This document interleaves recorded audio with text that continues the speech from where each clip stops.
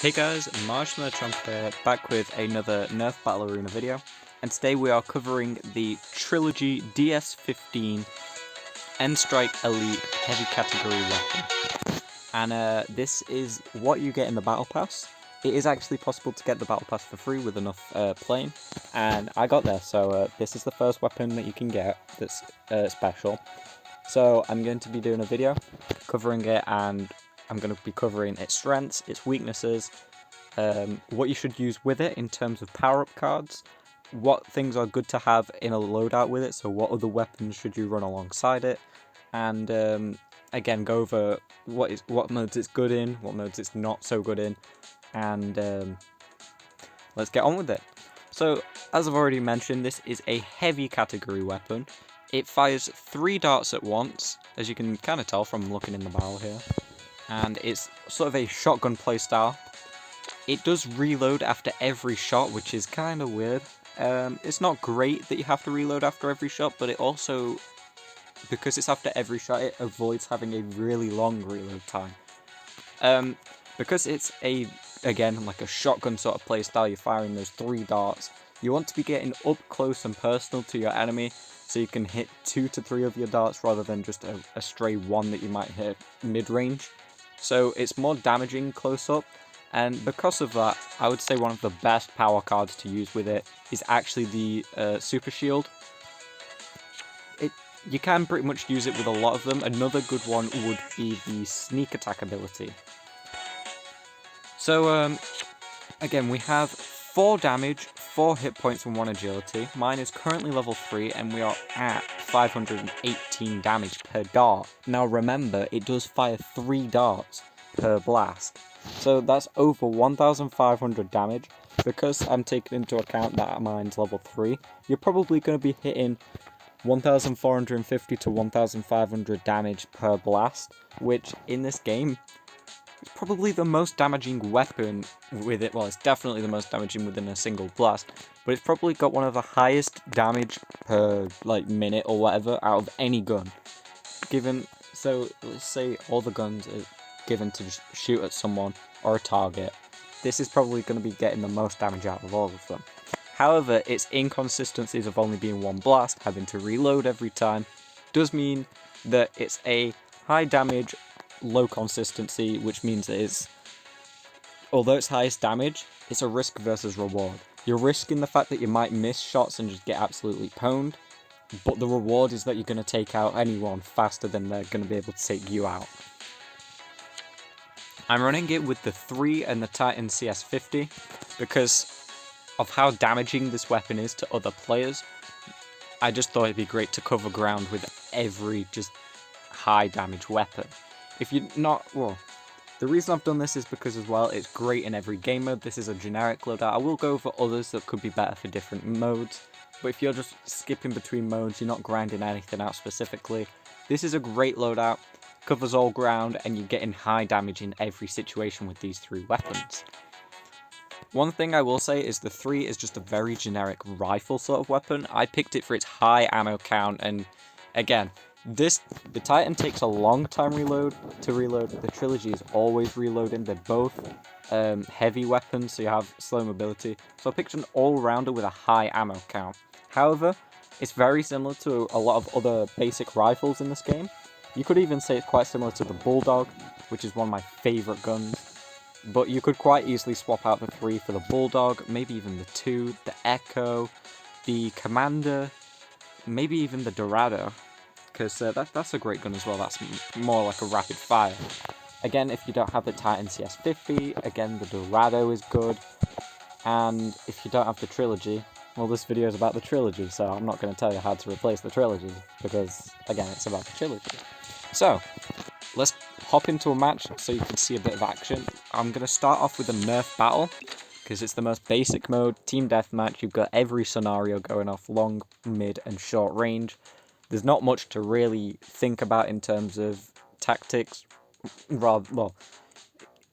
because it's just kills. You don't have to focus on objectives or anything. So this is a very basic mode, and you can pretty much run anything, and you'll have some moderate success in this mode. again, as well, with it being one of the highest DPS guns in the game, if not the highest DPS gun in the game, you're going to be dropping kills left, right, and centre. Now, a power card that you might want to run in this mode, instead of Super Shield, is the Sneak Attack, actually. Just because the Sneak Attack allows you to get behind enemies, which you want to be doing to get that damage. There you go. That dude was at half health and I two-shot him. I think I missed a shot there, and it almost one-shot him. So this dude's running the Shell Strike, which is a shotgun that has high knockback, but there we go. This is probably one of the best guns in the game. I'll just move that so I don't accidentally end the video trying to reload. There we go. Ended that guy. Get a bit of lag there, but I was able to 1-8 and finish him off.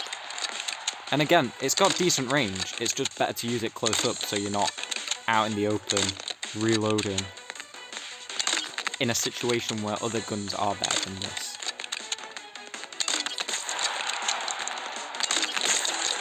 There we go, I'm just dropping kills on the board right now, left, right and centre, easy peasy. We've managed to apply enough pressure that there's pretty much nowhere for them to go now. They're sort of locked into that starting area. Not necessarily their spawn, it's a little bit past their spawn, they've got enough cover and stuff, but we've pushed them back. I'm going to activate my shield here. And there we go, that is game. I don't know how many kills I dropped there, but it sent like most of it, so there you go. That's your first viewing of the Trilogy shotgun or rifle, whatever you want to call it. Because I know technically it's not a shotgun, but it also definitely is a shotgun. So there we go. And actually, because there was a friend thing there, that actually means one of the enemies was a real player. Because as this game is like in beta and whatnot, pretty much everyone on here is a bot. But if it comes up with a recommended friend, that means there was a player on the enemy team. Because it always tries to balance it, so there's one on each team. So, if this guy's watching or whatever, I'm sorry dude, I didn't mean to obliterate someone with the Trilogy, but this gun is actually, I would argue, the best gun right now. So let's hop into a solo match, so you can see how it performs in solo. Now, if you were to run it in solo, maybe instead of running the Titan and, I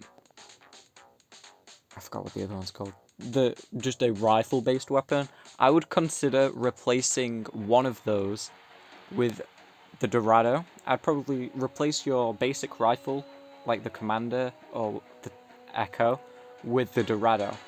You might think, well, that's a lot of automatic weapons, but the Dorado is really solid in solo.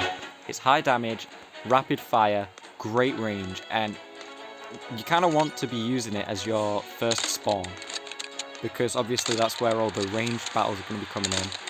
And again, it shreds people up close as well. It's not like it's limited to long range, where the Mega Thunderbow is definitely more long range reliant.